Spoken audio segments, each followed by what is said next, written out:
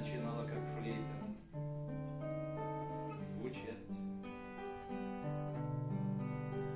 Я ловил соответствие звука и цвета,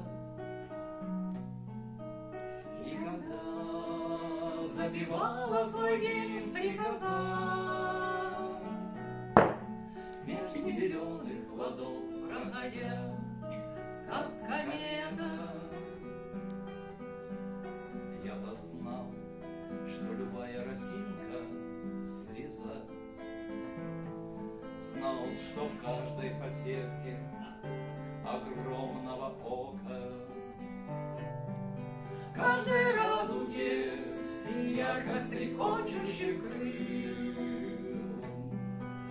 обитает горячее слово пророка.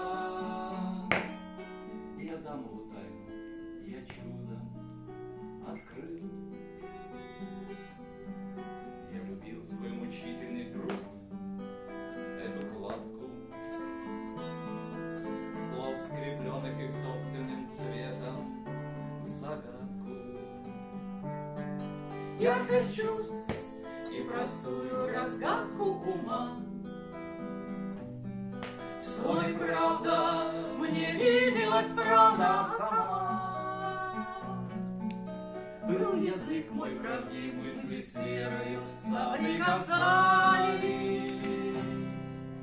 и слова у меня под ногами валялись.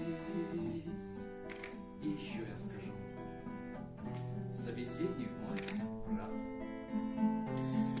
Четверть шума я слышал, пол света я видел,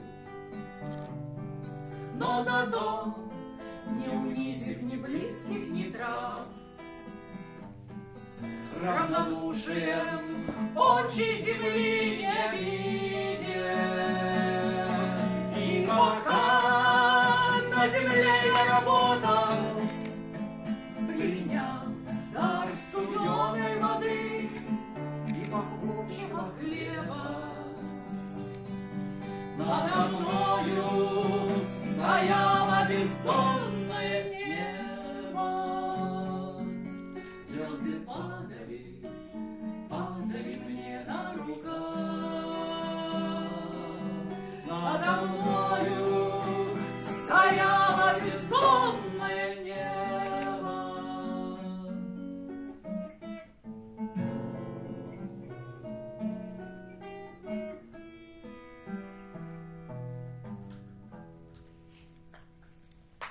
Браво! Браво!